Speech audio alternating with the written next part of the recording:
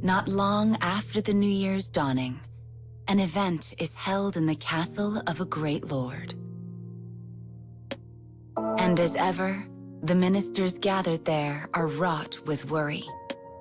For you see, this event is an annual one held following the arrival of a new year. One where the past year's greatest warrior is honored, and he who achieved the least is put to the sword before the group. This is why the ministers and generals attend the event with the greatest of trepidation. But this year is different. First, there is the general of the East, whose strategic prowess brought great victory over an enemy nation. Then there is the general of the West, whose forces were routed despite boasting far superior numbers. The results speak for themselves. There can be no room for the vanquished in this land. As the ministers engage in heated debate, the two generals remain silent. Then the castle lord makes his entrance and begins to speak of the rewards and punishments to be handed out this day. The ministers seem almost uninterested. After all, the matter does not concern them. But then, the Lord says something surprising. I have prepared something very special for this year's gathering. As the ministers begin to whisper wild suspicions, a woman enters the hall through a sliding door. Elegant in appearance and garbed in gorgeous finery, she stands by the Lord's side. In her hand, she holds a single sword. Its scabbard is an exquisite thing, inlaid with the shells of pearls. The sight of it causes the ministers to furrow their brows in even greater concern. None among their number know her true face. But even the most elderly of the ministers are taken by her beauty, their eyes hungrily savoring every inch of her form. Perhaps used to such vulgar gazes, the woman is utterly unfazed. Her expression remains unchanged as she draws her sword from its sheath. The light on the blade is dazzling malignance. The power and immediacy of the weapon takes the minister's breath away. What will she do? They wonder. At first, they think she is simply displaying the blade, but then she spreads her hands out and holds it perfectly straight in the air. Her movements are beautiful, picturesque. The ministers watch, enraptured. They have no idea what will happen or what she is about to show them.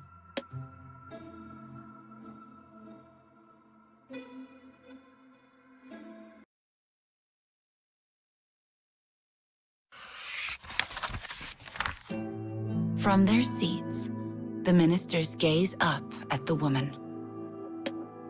The Lord beside her speaks freely and easily, a fan with a splendid design in his hand.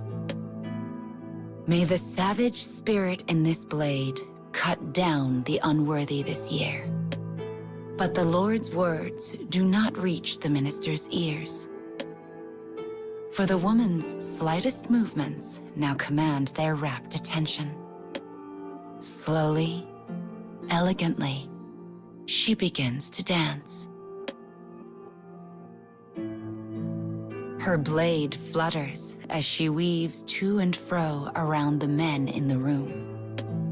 Each time she passes, the fragrant aroma of aloes wood engages their senses. Despite how firmly her feet land on the tatami, the straw makes not a sound. She is graceful, flawless, perfection. Her sword flickers as it glides through the air. There are no words to describe such a sight. None present have ever seen its like. As she approaches the general from the east, the man who so recently achieved great victory, her movements become even more exquisite. Graceful hands, an arresting stare, the slight pink of a tongue that scarcely emerges from between crimson lips. The Eastern general grins widely, his spirits high. The ministers understand this to be a reward meant singularly for him.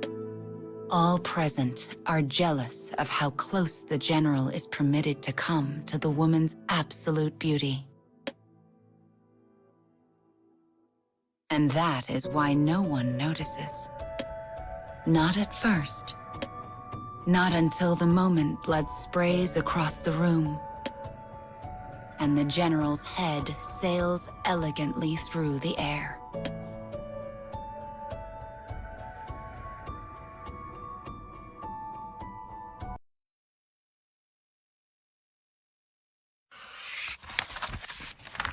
As blood flows onto the tatami, the general's body crumples into a heap.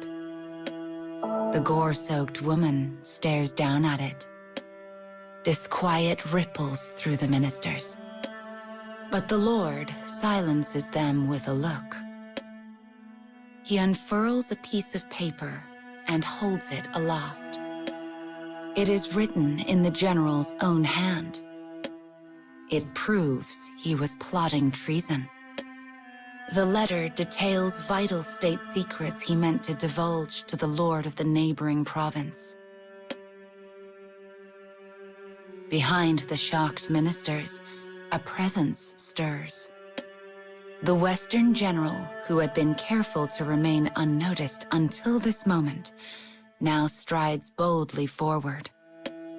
It was he who found the letter and informed the lord of the plot. There is no room for traitors in this land, proclaims the lord.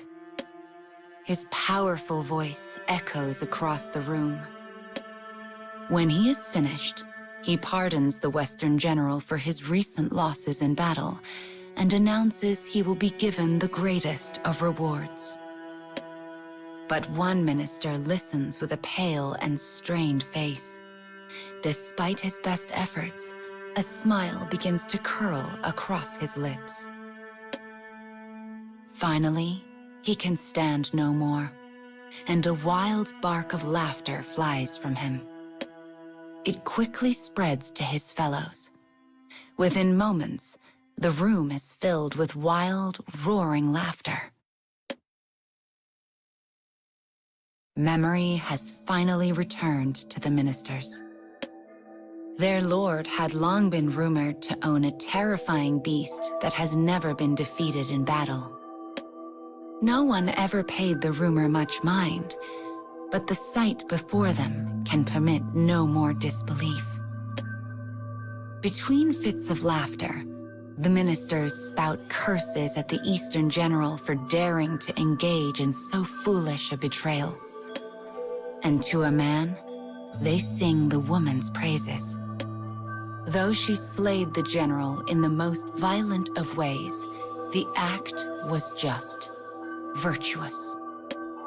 Yet her expression does not change in the face of their praise. She simply responds with a quiet, formal bow. And a moment later, her solemn presence vanishes behind a nearby partition.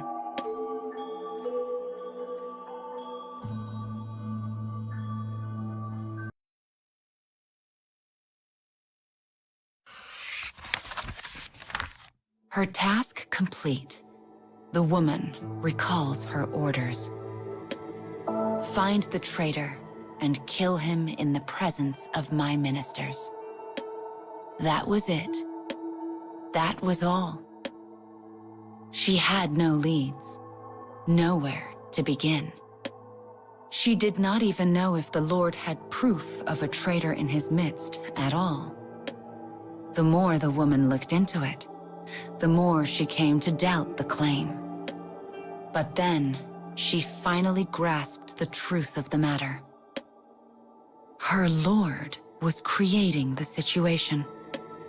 One where she would be forced to kill a traitor.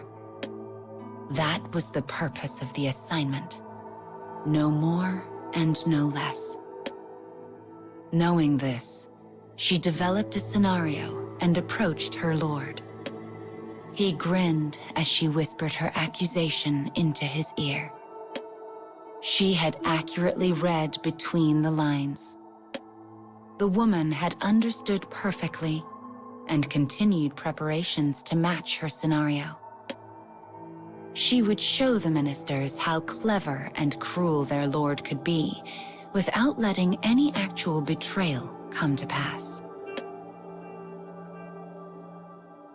And having now beheaded the Eastern General, she embarks upon the final stage of her plan.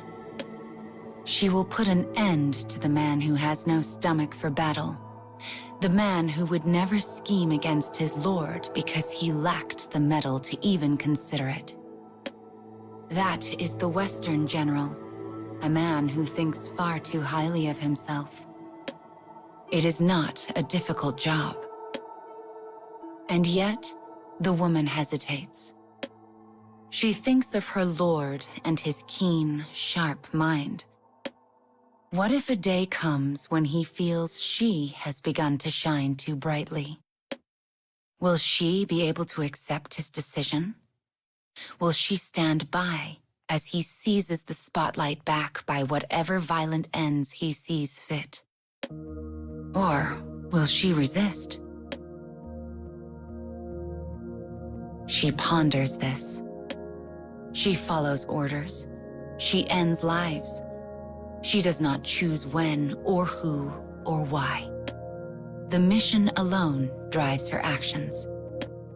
This is what makes her an assassin without peer. So long as she follows this path, it is unlikely she will ever have to set her blade against her lord. But what if she has no choice but to cut him down to save her own life? It would mark the first time she had ever killed to ensure her own survival. How would I do it if the moment ever came to pass, she wonders. The room is dark. The inky black reminds her of her own heart, and she imagines the shining arc of a blade piercing it. How interesting. A vague smile crosses her face like flickering candlelight, vanishing as quickly as it arrived. When it is gone, she slips her katana into its sheath and quietly leaves the room.